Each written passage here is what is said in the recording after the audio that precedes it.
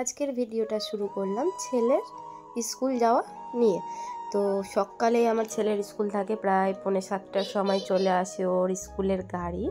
তো ও কিন্তু টোটোতে করে স্কুল যায়। স্কুল যেতে টাইম লাগে 20 মিনিট মতো লাগবে, 20 মিনিট মতো লাগে। তো সেই জন্য টোটোতেই যাই। আর কোনো সময় এক্সাম কিংবা কোনো সময় ছেলের আবদার মেটানোর জন্য মাঝে মাঝে আমি যাই, তাছাড়া আমি সেই রকম স্কুল যাই না। তো দেখো সেই রকমই ছেলেকে স্কুলে পাঠিয়ে দিয়ে বাড়িতে যে সমস্ত কাজ বাজ থাকে সব কিছু করে নিয়ে আমি স্নানও কমপ্লিট করে নিয়েছি। তো স্নান টান করে আমি এদিকে সিঁদুর টিপটাও পরে নিলাম। আর আমি এই ভিডিওটা আমার অনেক দিন আগে থেকেই করা ছিল, তো এডিট করার কারণে ছাড়া হচ্ছিল না, কারণ আমার শরীরটা একটু খারাপ, ঠান্ডা জ্বর টর সব হয়ে গেছে। তো সেই কারণেই আমি এডিট করতে পারছিলাম না। আজকেও আমার গলার আওয়াজ শোনা হয়তো তোমরা বুঝতেই পারবে যে আমার শরীরটা কতটা পরিমাণে খারাপ। তবুও ভাবলাম যে না, এবার ভিডিওটা ছেড়ে দেওয়া উচিত, সেই কারণেই ভিডিওটা আমি এডিট করতে বসেছি। আর দেখো আমাদের গাছ আছে নারকেলের, তো ডাবগুলো বিক্রি করে দেওয়া হয়েছে, সেই কারণেই দেখো 4টা ডাব আমি যার কাছে বিক্রি করেছি তার কাছ থেকে নিয়েছি, যে ছেলে আর আমি দুজন মিলে খাবো সেই কারণে।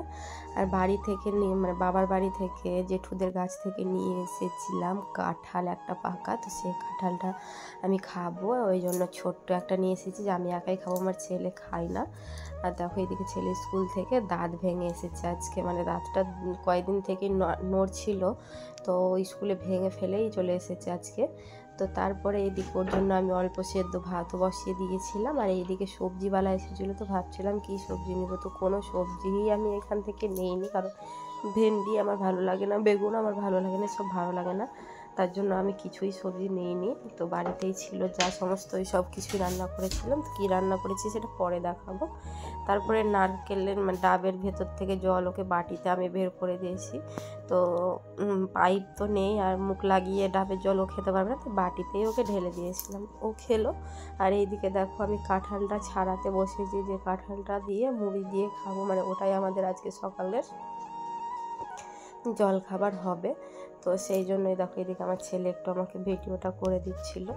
তো আমি এদিকে মন দিয়ে কাঁঠালটা ছাই নিলাম, আর ছেলেকে ওইদিকে ভাত দিয়ে দিয়েছি, আমি ঘি দিয়ে আলু দিয়ে মেখে ভালোভাবে ভাত দিয়েছি, ও খাবে ভাতটা, আর আমি মুড়ি আর কাঁঠাল খাবো। তো তোমাদের কার কার এই পাকা কাঁঠাল খেতে ভালো লাগে জানিও। আমার তো খারাপও লাগে না, ভালোও লাগে না, কিন্তু হ্যাঁ ইচ্ছা হয় যে খাবো এরকম, তো সেই কারণে ইচ্ছা হচ্ছিলো বলে নিয়ে চলে এসেছিলাম। তো আমার জেঠুর গাছের কাঁঠালগুলো খুবই সুন্দর খেতে, যেমন মিষ্টি তেমন একটু শক্ত শক্ত টাইপের থাকে, খেতে খুব ভালো লাগে। এই যে দেখে বুঝতেই পারছো নিশ্চয়ই, খুবই সুন্দর খেতে।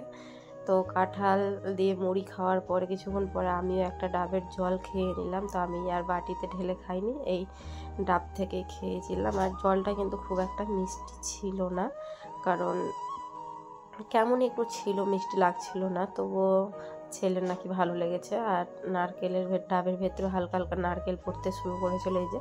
আর এই পাতলা নারকেলটাই কেটে তারপরে আমরা চামচ দিয়ে উঠিয়ে খেলাম, তো খেতেও বেশ ভালো লাগলো। আর এইদিকে দেখো অনেক কিছুই করে ফেলেছিলাম, তার মাঝে রান্নাবান্না সব কিছুই তো সেসব আর ভিডিও করা হয়নি। তো এইদিকে তারপরে ছেলেকে স্নানও করিয়ে দিয়েছি, তো খুবই ছটফট করে, এত বড় যে হয়ে গেছে তবুও এত ছটফট, নিজের কাজ নিজে একটাও করতে পারে না। হয়তো আমারই ভুল, কারণ আমি দিই না, হয়তো সেই কারণেই আরও পারে না। তো আমি ভাবি যে এখন থেকে ওকে নিজের কাজগুলো নিজেকেই করতে দেবো, নইলে ও শিখবে না। তো দেখো ওকে চুলটা আঁচড়ে ভালোভাবে, জামা প্যান্ট পরে চুল আঁচড়ে তারপরে ওকে আমি একটা বাজরাংবালির সিঁদুর, মন্দির থেকে সিঁদুর আনা থাকে, ওর বাবা এনে রেখেছে, ওইগুলো আমি ওর কপালে তিলকের মতো টেনে দিই, তো বেশ ভালো লাগে দেখতে। আর বাজরাংবালি সবসময় ও রক্ষা করবে। দেখো এই যে আমি এরকমভাবে ওর তিলকটা দিয়ে দিই, তো খুব সুন্দর লাগে দেখতে। কেমন লাগছে অবশ্যই তোমরা জানিও।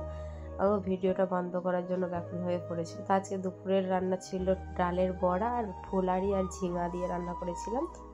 এতটাই আজকের ভিডিওটাও এতটাই, কেমন লাগলো অবশ্যই জানিও। ভালো লাগলে সাবস্ক্রাইব করে পাশে থেকো, সবাই ভালো থেকো, টাটা।